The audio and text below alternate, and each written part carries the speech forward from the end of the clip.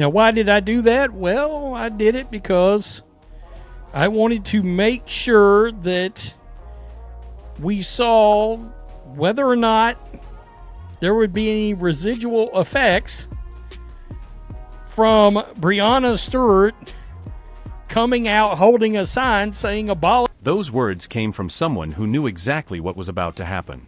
He deliberately waited for Monday's ratings because he understood something that most people missed. Breanna Stewart's Abolish IC protest wasn't just controversial. It was about to turn into a textbook example of how to destroy the already terrible viewership of a struggling league. Abolish ICE. Well, there was. But I think there was another indictment of this league as well. Number one, this is the worst I've ever seen their ratings.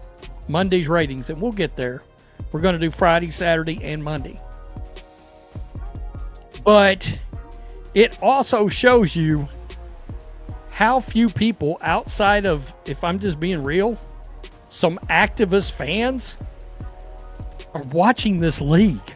That right there is the real indictment. When your ratings fall to an all-time low and hardly anyone even notices because there are barely any viewers left to lose, the issue isn't controversy. It's survival.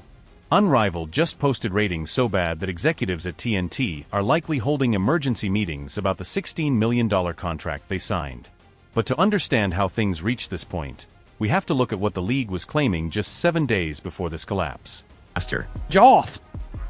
Now, in case you don't remember, this was just 7 days ago.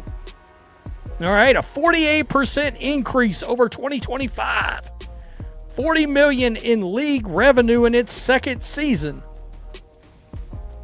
And I was like, interesting. And what made that interesting is, well, the media rights deal from TNT is $16.667 million of the. A 48% revenue increase sounds impressive at first glance, until you actually do the math. The league reported $40 million in total revenue for Season 2, and $16.667 million of that comes from a single source, the TNT media rights deal. That's a 6-year contract with a 3-year option, meaning TNT can walk away in 2027 if it chooses. And here's why that number matters. The WNBA just signed a media rights deal worth over $200 million per year. Unrivaled is receiving $16 million total.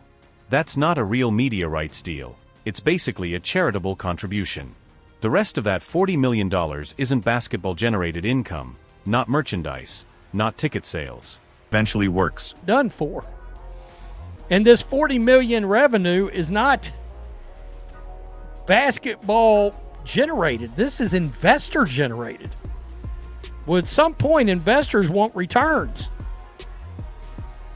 They want to see what was generated. So let's just jump into this. This is Friday, okay? Last Friday. This is prior to Breanna Stewart. Right here, the Phantom versus Vinyl, TNT did 30,000 viewers in the 18 to 49 ad demographic. The Mist and Rose, 30,000 viewers in the ad demographic.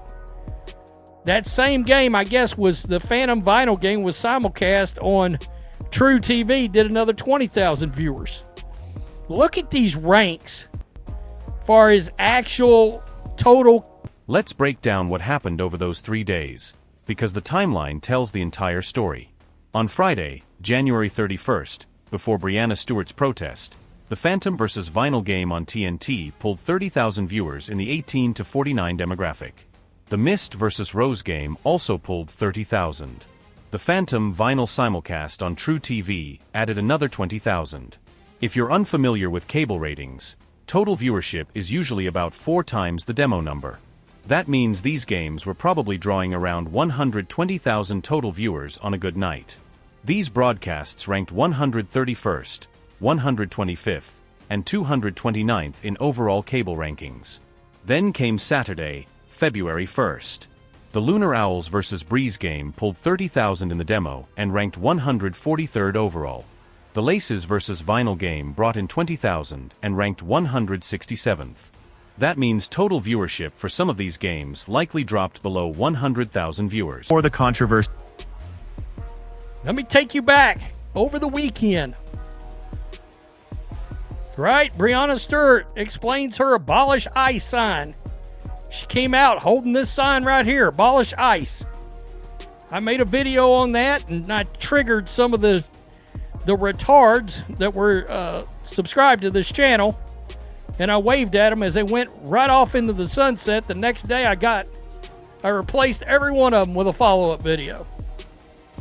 All those subs came back. Not those people, but, people with common sense came back. Blew right past them. So I got them back, plus some.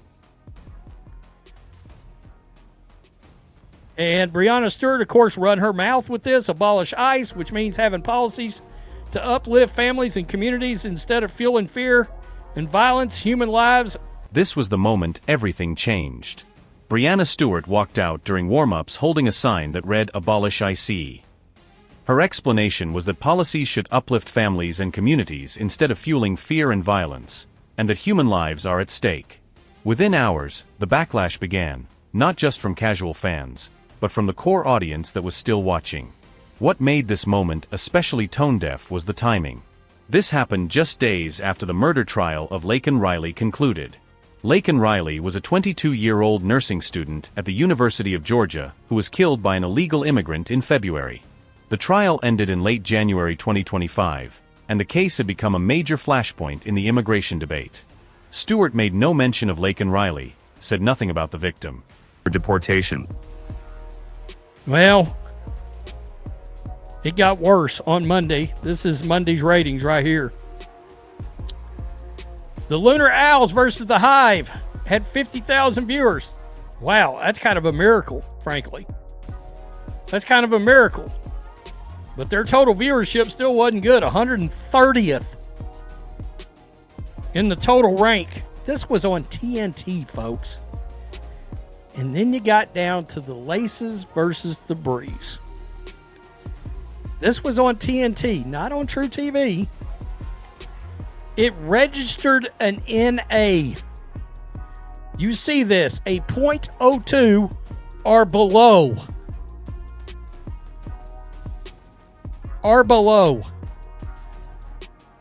Total rank, NA.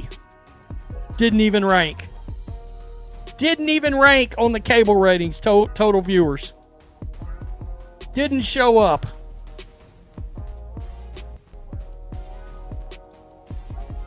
Then came Monday, February 3rd, and this is where the situation turned catastrophic. The Lunar Owls vs. Laces game on TNT pulled 50,000 viewers in the demo. That might sound like an improvement until you realize it still ranked only 130th in total cable viewership.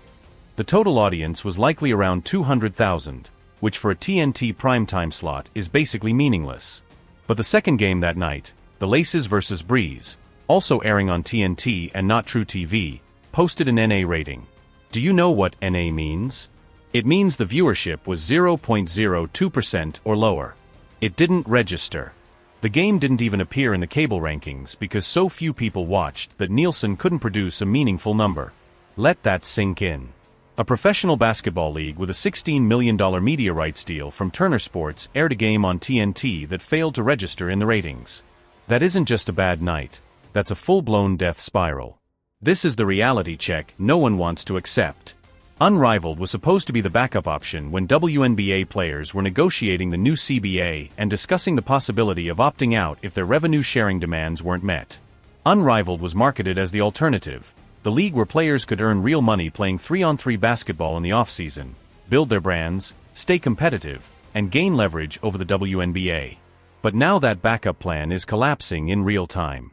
The ratings are so bad they wouldn't justify a YouTube live stream, let alone a television contract. Meanwhile, the WNBA's new CBA negotiations are happening right now. Players have already rejected the league's first proposal, which included higher salaries and benefits but didn't meet their revenue-sharing demands. The players want a larger share of league revenue. But here's the problem: when your backup plan is falling apart, you have no leverage. You can't threaten to walk away from the WNBA when your alternative league can't even attract 50,000 viewers on cable television. Here's what makes this situation especially serious. Unrivaled isn't only dealing with the Breanna Stewart controversy.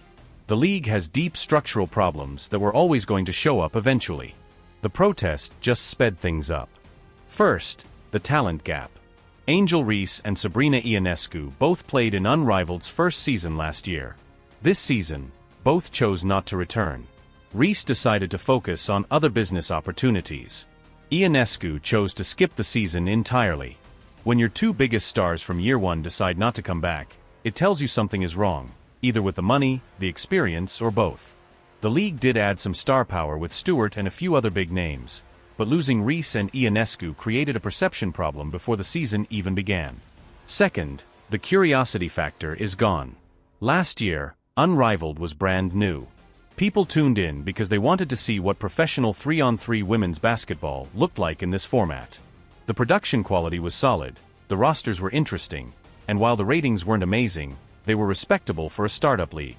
This year, the novelty has worn off. If someone watched last season and decided it wasn't for them, there's no real reason for them to come back. The league needed to grow its audience. Instead, it's losing viewers week after week. Third, the financial model doesn't work. That $40 million revenue number sounds impressive until you look at the expenses. Player salaries for 30 players across 6 teams, renting facilities in Miami, production costs for every game, marketing and promotion, league operations and staff travel, housing, it all adds up quickly. The TNT money covers part of it, but the rest is being paid for by investors. And investors don't cover losses forever. They invest for growth. When ratings are down 70% compared to last year and your biggest games don't even register in Nielsen ratings, that isn't growth. That's burning money. Fourth, the Warner Brothers Discovery situation. TNT's parent company is currently in talks about a possible sale. When media companies change ownership, existing contracts get reviewed closely. Unrivaled also streams on HBO Max as part of its TNT deal. If Warner Brothers Discovery gets sold and new leadership looks at how much they're paying versus how few people are watching, that $16 million contract suddenly looks like a bad deal. TNT has a 3-year option to continue the partnership, and with every new ratings report, the chances of them exercising that option get smaller. Fifth, and this is the part no one really wants to admit, the protest show